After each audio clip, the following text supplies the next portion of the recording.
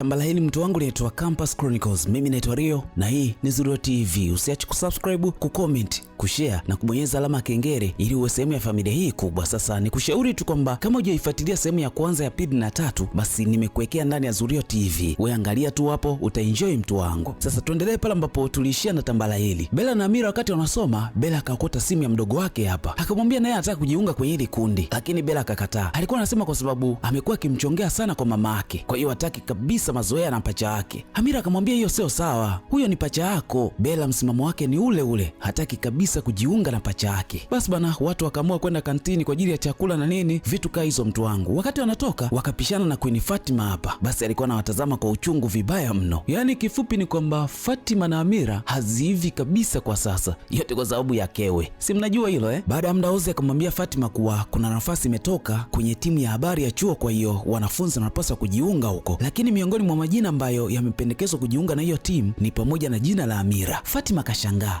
kwa nini yeye tu, wengine hatuwezi au? Amepata hii zote kwenye mitihani yake, kwa hiyo sijui hata kwa nini niko darasa moja na kia kidudu mtu. Fatima akasema Kewe amekuwa akimkataa kwa sababu ya Amira. Kewe hataki kabisa mazoea na Fatima, kila mara akija karibu yake anajaribu kumkwepa kwa hali zote yani. Fatima, shindano la urembo linatarajia kufanyika hivi karibuni, wewe ni mrembo sana, kwa nini usiende kujisajili pia? Fatima kakataa. Ozi akasema tutahakikisha Kewe anakuja kuona urembo wako, kwa hiyo utajipimpu sana siku hiyo. Kidogo hili likamvutia Fatima, yeye anachokitaka ni kumteka Kewe tu. Huku Bella anatafuta gauni la kuvaa Amira siku ya shindano. Soma kaungana nao pia hapa, lakini wanahitaji pesa nyingi sana ili bibia wake, yani anunue gauni ambalo wao wanalitaka hapa. Soma akasema Jonathan alisema atagharamia kila kitu. Lini hiyo? Siku ya pati, sema alikuwa amelewa. Bella akasema itabidi wamuombe tu. Amira akakataa, hataki Jonathan ahusishwe kwenye hili yani. Sasa kwa mara nyingine tena Jonathan akakutana na Beauty, akamwomba lifti watoke pamoja na nini, vitu kaa hizo mtu wangu. Upande wa pili huku Bella amekuja kuonana na Jonathan, lakini kwa bahati mbaya bado hajafika. Baada ya muda mchizi akawa ameingia hapa, ameingia yuko na Beauty. Habarini. Beauty akajitambulisha kama rafiki yake Jonathan na nini, kisha akamuuliza Bella, wewe ni mpenzi wake Kewe? Mungu aepushe kabisa. Kila mtu akashangaa umndani kwamba Bella hawezi kuwa mpenzi wake Kewe, au kuna nini? Samahani, nilimaanisha kuwa mimi sikufai kwa sababu wewe uko vizuri sana. Beauty akawa anajikosha kweli kweli kwa Jonathan. Hiki kitu Bella hajakipenda kabisa. Beauty wala hata ajali, ndo kwanza akaenda kulala kitandani. Sasa Bella akamtaka Jonathan kama vipi watoke nje wakaongee. Bella akasema hajavutiwa kabisa na Beauty. Jonathan akasema ni rafiki yake tu, hana shida yoyote ile. Bella akasema wanahitaji pesa sana sasa hivi. Ya nini? Ulisema utamdhamini Amira kwenye shindano la urembo, umesahau? Mwana akumbuki. Ulisema siku ile kwenye party na Soma lirekodi kila kitu ulichokuwa unakiongea. Nadhani utatimiza ahadi yako maana wewe ni promise keeper. Hii timu ya habari ya chuo leo wana kikao cha kwanza kabisa baada ya maingizo mapya kwenye timu yao. Fatima naye alikuwa sehemu ya memba wapya wa hii timu. Sasa kila mmoja ikabidi aanze kujitambulisha hapa. Ikafika zamu ya Fatima. Akasema mimi naitwa Fatima, nina wafuasi 30,000 Instagram, TikTok nina wafuasi zaidi ya 100,000 na nina wafuasi 18,000 pia YouTube. Kwa hiyo mimi najulikana sana. Akasifiwa kwa kazi nzuri pale na nini. Baadaye Ozi naye akajitambulisha. Yeye akasema ni rafiki yake Fatima, kwa hiyo ashamaliza kabisa utambulisho hivyo. Yeye anajivunia sana kuwa na urafiki na Fatima, hana chochote kile. Sasa akafuata Amira. Hakuwa na mambo mengi pia. Alipotaja jina lake tu, kila mtu akawa anamjua, maana alifanya vizuri sana kwenye mitihani ya kujiunga na chuo. Baada ya kikao, Fatima akataka kuongea na Amira. Kufanya vizuri kwenye mitihani yako ya kuingia chuo haimaanishi wewe ni bora. Nadhani umeingia eneo ambalo sio lako. Kuwa na akili sio kigezo cha kufanya ufanye lolote, sawa? Nionyeshe una wafuasi wangapi kwenye Instagram kabla hujaongea na mimi hapa. Amira akasema mimi sijaongea na wewe, wewe ndo unaongea na mimi, kwa hiyo sina muda wa kujibishana na wewe. Amira akawa amesepa hapa. Chawa akakuta moto umechemka hapa. Hasira zote za majibu ya Amira akaangushiwa yeye. Ndo kazi ya uchawa hii sasa. Unabeba kila kitu. Baada ya muda Amira akarudi hostel. Alikuwa analalamika kinoma kuhusu Fatima. Bella akamshauri aachane naye tu, lakini akahisi pengine sababu itakuwa ni Kewe tu. Sasa Kewe kaingiaje hapa? Inawezekana amemkataa, akasema anakupenda wewe. Inawezekana Habari ndo hiyo. Amira anampenda sana Kewe bana. Si mnaona alivyoambiwa hapa? Amepoa kabisa. Huku simu ya Kewe iliita kwa muda mrefu sana. Ikabidi Jonathan aende akaipokee. Akakutana na sauti ya mama yake Kewe analalamika kwa nini amempigia simu wakati ashamkataza. Umenisababishia matatizo na mme wangu, ukinipigia tena sitakusaidia kamwe, sawa? Yaani mama hataki kabisa simu ya Kewe. Kewe alipofika hakujua kama Jonathan alipokea simu. Jonathan akasema simu yake ilikuwa inaita sana, kwa hiyo akaipokea ili amwambie mwenye simu yuko bafuni. Haya, nitampigia. Amesema usimpigie. Sawa. Jonathan akauliza, umemsave Lydia? Ni nani? Mama angu. Jonathan akashangaa kinoma yani. Wakati anataka kujua vitu, mara akapigiwa simu na Beauty. Kwa hiyo mada ikabadilika pale pale. Bella ameshawekewa pesa na Jonathan kwa ajili ya Amira, lakini Amira aliwaka kishenzi yani. Anaona Jonathan hastahili kabisa kutoa chochote kwenye hili, lakini Bella ashachukua mkwanja. Watafanyaje sasa? Wakakubaliana kuwa hii pesa lazima waje kuirudisha mwisho wa siku. Upande wa pili huku Fatima amekuja kununua gauni kwa ajili ya shindano. Akasema anataka gauni ambalo akilivaa tu kila mtu lazima muangalie yeye yani. Pale pale akaingia Bella na Amira. Mnafanya nini hapa? Samahani, hili eneo lina majina yenu. Fatima kaisi anafuatwa na Amira. Amira akasema kujua kama Fatima yuko hapa. Sasa Fatima kaisi Bella ndo anaenda kuchuana naye kwenye ile shindano, lakini akaambiwa ni Amira ndo yumo kwenye shindano. Yeye mwenyewe akashangaa. Fatima akasema ni mtu mmoja tu kwenye kila idara anaruhusiwa kushiriki ili shindano. Bella akasema sijawahi kusikia hicho kitu, sheria zinaruhusu kila mtu kushiriki, ni bora mjitoe tu kwenye hilo shindano. Inawezekana wewe ni kichaa au huna akili. Chawa akawaka kishenzi yani. Hebu niondokee hapa na ufupi wako kama kidonge, unanitemea mate kwanza, toka hapa. Kama ni dharau basi Bella anazijua haswa. Bibi akawa amesepa. Si mnaona hii ndo kiboko ya Fatima sasa, yani Bella.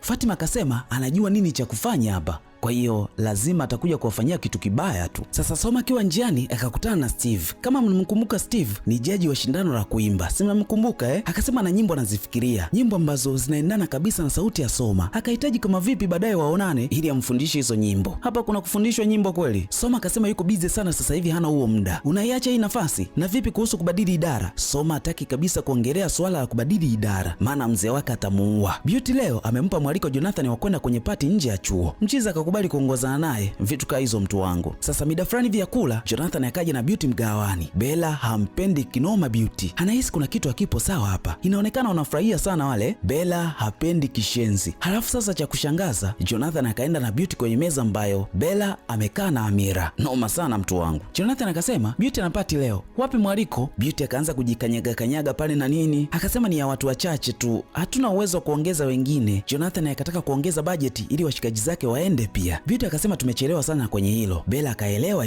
akasema hawatakuja, kwa hiyo hawataenda kwenye hiyo party tena. Sasa Beauty ana mpango gani na Jonathan? Kwa nini hataki marafiki zake waende kwenye hiyo party? Kuna nini hapa? Tutaelewa tu taratibu, subiri. Bella na Amira wakawa na wasiwasi sana na Beauty. Walipomuuliza Soma kama anamjua, akasema ni rafiki yake Jonathan. Bella ni kama kuna kengele na gonga kichwani hivi. Inawezekana Beauty kuna jambo anataka kumfanyia mchizi Acha tusubiri. Usiku Kewa akampigia tena mama yake. Akasema alitaka kumwambia ameanza chuo. Mama hakutaka kuongea na Kewe tena. Mara ya mwisho uliniambia huna kazi. Vipi umepata? Ndio nimepata, lakini hailipi vizuri kama ile ya mwanzo. Usiniombe pesa kwa sababu sina. Sawa? Mama akasema siku nyingine atume message kwanza kabla hajapiga. Mama anataka mume wake wa sasa asijue kabisa kama ana mtoto, maana wakati anaolewa alisema hana mtoto. Ndo kitu ambacho kinamtesa sasa hivi Kewe. Upande wa pili kwa Access amejiachia chumbani kwa Kewe. Nani kakuruhusu kuingia humu? Unayekaa naye. Kumbuka Access ana kigugumizi vibaya mno. Kewe akasema kaa mbali naye kabisa yule. Access akasema 70% ya matatizo unajisababishia tu. Haya, unafanya nini hapa? Access akasema mtu kama wewe haupaswi kufanya kazi unazofanya sasa hivi, kwa hiyo unahitaji pesa, mimi nitakusaidia kirahisi tu. Hivi unakumbuka mara mwisho nilikwambia nitakufanya uwe mtu mkubwa sana hapa chuoni Kwako pesa haitakuwa shida tena, mademu atakuwa na kufuata tu. Kewe akamfukuza mchizi hapa chumbani. Mwana akasema anaondoka kwa sababu alikuja kwa amani tu, lakini kama angekuja kwa shari basi asingeondoka humu ndani. Mwisho akasema Jonathan lazima akutane nacho. Nini hicho sasa? Kimbembe kiko hapo mtu wangu. Huku Jonathan na Beauty wapo tayari kwenda kwenye party, lakini Beauty akamwambia Jonathan kuwa hii party haitakiwi mtu aingie na chochote kile, kwa maana ya simu au mkoba wowote ule, yani kama ni simu iache nje halafu wewe uingie mwenyewe tu ndani. Mchizi akatia agizo la party akawa ameingia kaiacha simu kwenye gari. Sasa kutokana na vitisho vya Access, Kewa akawa na wasiwasi huenda wakafanya jambo baya kwa Jonathan. Ikabidi ampigie simu hapa. Alipiga simu sana lakini haipokelewi. Piga mno. Jonathan kaiacha simu kwenye gari bana. Hiki kitu kikazidi kumuongezea wasiwasi Kewe. Akaja hadi hostel kwa Amira huku. Amira akashangaa kinoma kumuona mchizi hapa. Mchizi akasema nimekuja kuuliza kama unajua Jonathan alipo. Pale akaingia Bella na Soma. Unafanya nini hapa? Nataka kujua kama unafahamu Jonathan alipo. Kila mtu akashangaa. Amira akakumbuka ameenda kwenye birthday party ya Beauty. Sasa Kewe hamjui Beauty. Ikabidi watoke kwenda kumtafuta Jonathan, maana wanahisi sasa anaweza kuwa hatarini. Walimtafuta kwa muda mrefu sana. Walizunguka chuo kizima lakini hawakumpata mchizi. Na simu yake kila wakipiga inaita tu, haipokelewi. Na sasa hivi ni saa 8 za usiku. Yaani wasiwasi ndo unazidi kutawala hapa. Bella akauliza, kwa nini unahisi yupo hatarini? Mchizi hana majibu hapa. Hiyo kweli, nini kimekufanya ufikirie hivyo? Hajawahi kuwa nje hadi usiku huu. Kewe hawezi kusema kuhusu Access, lakini kwa sababu wamechoka ikabidi watu watawanyike tu warudi kulala. Kewe akasema yeye atabaki hapa na msubiri mchizi mpaka atakaporudi. Asubuhi Kewe alipomaliza kusali, Jonathan naye akaingia. Ulikuwa wapi? Jana nililewa sana mzee. Unajua tulikuwa tunakutafuta. Jana sikulala kabisa. Kumbe wewe ulikuwa unaenjoy tu eh? Jonathan akasema alitamani kumpa mwaliko, lakini haikuwa pati ya watu wengi, walikuwa wachache tu. Baadaye Kewe akawapigia simu kuwapa taarifa kina Amira. Amira anatamani kumsikia zaidi Kewe na nini, lakini Bella akakata simu. Hataki kabisa mazoea ya mapenzi yaendelee kwenye simu yake. Kama una wivu fanya hivyo tu, sio watu waanze kubebishana kwenye simu yako, hata kama ningekuwa mimi. Sasa Amira akiwa njiani akakutana na viongozi wawili wa timu ya habari. Wakamuuliza, rafiki yako Jonathan yupo salama? Amira akashangaa, ni kama kuna taarifa wanazijua kuhusu yeye. Wakasema kuna taarifa za Jonathan kutaka kumbaka msichana. Amira akashangaa kishenzi, yani hawezi kufanya hivyo. Wakasema na video ipo, waliorekodi wataitoa kesho mchana. Hizi taarifa zilikuwa nzito kwa kila mmoja, ni kama umepigwa na ubaridi hivi. Baada ya muda, Soma naye akafika eneo la tukio. Akauliza nini kinaendelea? Amira, una uhakika huu sio mchezo? Aliyeniambia na muamini sana. Jonathan haelewi hata hiyo video ni ipi. Ulienda kwenye pati jana, nini kilitokea? Hakuna kitu, nilicheza na kunywa tu. Basi tusubiri hadi tupokee simu au chochote kile. Bella akataka Jonathan ampigie Beauty. Aliposhika simu tu akakutana na simu ya Mr. Omo. Amira akasema ni mkuu wao wa kitengo cha habari. Amesemaje? Amesema anatakiwa kuonana naye.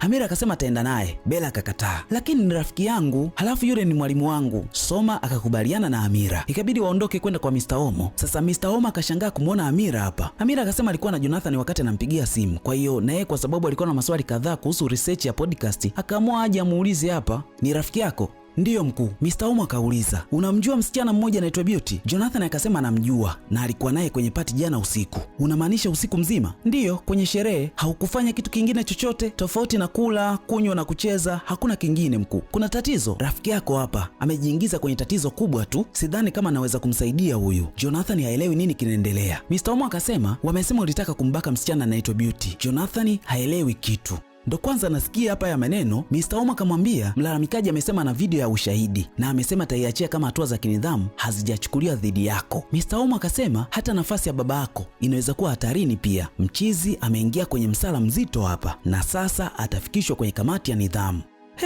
Noma sana mtu wangu. Baadaye washikaji wakakutana tena. Jonathan akasema amempigia Beauty sana mara nyingi, lakini hapatikani mpaka sasa hivi. Wais akatoa ushauri kama vipi wamfuata anapoishi, ikabidi waende kwa sababu Jonathan anapajua. Lakini cha kushangaza ni kuwa hawajakuta mtu mle ndani. Bella akasema alikuwa na wasiwasi na huyu mtu muda mrefu sana, tangu alipomuona tu mara ya kwanza. Amira akauliza, Kewe jana ulikuwa na wasiwasi kuhusu Jonathan, ulijua yupo hatarini? Kewe akasema hapana, hakujua hilo. Amira akapigiwa tena na Mr. Omo, akasema namhitaji Jonathan, kwa hiyo anapaswa waenda kaonane naye sasa hivi. Sasa mchizi alipofika akaonyeshwa video nzima. Picha zinaonyesha ni shati la Jonathan ambalo alilivaa siku ya tukio, lakini mtuhumiwa alikuwa haonekani sura. Hiki kitu alikijua Amira ise, akahisi pengine kuna watu wanafanya mchezo tu hapa. Mr. Omo akasema kwenye video mwanzoni kabisa inaonyesha ni wewe ndo unaingia na hizi nguo. Amira akahisi imetengenezwa tu hii kwa sababu watu wanaweza kuchukua nguo halafu akaigiza mtu mwingine badala yako kama hajaonyesha sura. Inawezekana, lakini tutathibitisha vipi? Amira akauliza, unamjua aliyetuma hiyo video? Mr. Omo akasema hamjui. Aliyetuma amesema ataiposti mitandaoni kesho na nini vitu kama hizo. Sasa itakuwaje? Mr. Omo akamshauri ampigie mzee wake tu. Sasa Kewa alijua tu kuwa aliyefanya huu mpango ni Access, kwa hiyo akaamua kumfuata kilingeni. Nataka kujua nani kamfanyia hivi Jonathan? Kwani mimi ni mtoa taarifa wako? Haina maana. Ina maana. Mimi na wewe sio marafiki. Kama unataka taarifa njoo na pesa. Umefanya hivyo si ndio? Masela wakaona kama wanazinguliwa tu hapa. Kewa akasema nataka nimsaidie rafiki yangu. Access akasema baba yake na maadui kila mahali, kwa hiyo sio sisi tu, kwa hiyo unamtumia kunipata si ndio? Access akauliza kwani wewe ni nani mbele ya Access? Kisha masela wakawa wamesepa, maana wanaona anaulizwa maswali ya kishenzi tu. Sasa Fatima anamtesa kinoma kibonge wa watu, muda wote anamkimbiza tu. Unawahi wapi Fatima? Mitandao ya chuo imedukuliwa, we ujui? Kwa hiyo sisi natuhusu nini? Sisi ni wajumbe kwenye idara ya habari ya chuo, kwa hiyo haituhusu hapo. Unajua maana yake nini? Mdukuzi amedukua mitandao yetu yote. Wakiwa hapa akaja Amira anakimbia, Fatima kamzuia njia. Nadhani umesikia akaunti za chuo zimedukuliwa. Najua ndio maana nawahi. Amira Amira akawa amesepa hapa. Fatima akasema hawezi kwenda alipo Amira, akawa amerudi, hataki tena kuendelea na safari yake. Sasa timu ya habari ya chuo ikaja kusikiliza audio ambayo Beauty alikuwa analalamika amebakwa. Amira akasema kwa nini tusimuulize maswali huyu? Mr. Omar akasema tunatafuta namna ya kuepuka haya yasitokee. Halafu nataka tumuhoji tena. Wazo la Amira kila mtu akalipenda. Lakini watawezaje sasa? Watamuhoji vipi? Bella akahisi pengine inawezekana labda mchizi alilewa sana akafanya hivyo na nini, lakini yeye akumbuki. Amira haamini kabisa hicho kitu. Anaamini mchizi hata akilewa vipi hawezi akafanya huo upuuzi. Anamwamini kinoma Jonathan. Sasa Jonathan akawa ni mtu wa mawazo tu muda wote. Hata chakula kipandi kabisa kwa sasa na nini, vitu ka hizo mtu wangu. Kewa akamtaka ale tu, mengine atakuwa sawa. Pale pale wakaja Amira na Bella. Mchizi akasema hawezi kufanya chochote kile. Hata Amira amekesha kwenye chumba cha habari jana. Kwa nini? Sikuwa na usingizi kabisa. Mara Jonathan akaokota simu. Imepigwa na namba ngeni hapa. Akaambiwa kuwa anapaswa aonane naye akiwa peke yake. Yaani asiongozane na mtu yoyote yule na kwenye eneo ambalo atamtumia location mwenyewe. Wanataka nini hawa? Sasa mambo yalipozidi ikabidi ampigie simu baba yake. Akamwambia kuna tatizo hapa chuoni. Huku Fatima amemfuata Amira chumbani kwake, lakini bahati mbaya akakutana na kiboko yake Bella. Hapa ndo mwisho wa leli. Fatima, unataka nini? Vipi kesi ya Jonathan? Mpelelezi. Wakati Amira anaelezea, Bella akagoma asiambiwe kitu chochote kile. Ngumi zikataka kupigwa hapa mtu wangu. Amira akazuia, lakini Bella akamfukuza ndani unaambiwa. Upande wa pili kwa Jonathan ameambiwa na mzee wake kuwa atampigia baadaye, kuna kazi anafanya. Kewe leo hajaenda kazini ili ashughulikie jambo la Jonathan. Amekubali kukosa pesa leo kwa sababu ya mchizi aisee. Upendo wa dhati sana huu. Kewe akasema unapaswa uwe makini sana na aina marafiki unaowachagua. Una kitu cha kupoteza wewe, lakini wao hawana. Mara kaja Waisa na bango lenye picha ya Jonathan. Halafu imeandikwa kuwa ni mbakaji.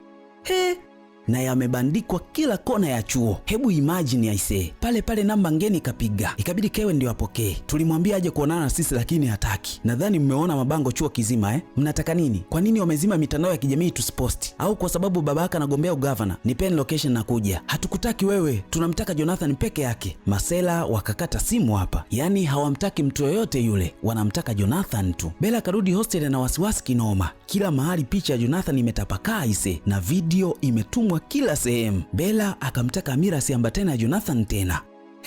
Kwa sababu gani? Hebu subiri. Kwa hiyo ningekuwa kwenye hali kama hii ya Jonathan, ungenitenga, si ndio? Hapana bana, hapana. Amira akaondoka hapa. Bella naye akafuata nyuma. Huku Jonathan kaokota simu ya mzee wake. Akasema amefika chuoni na anakuja hostel ambapo mwanae huwa anakaa.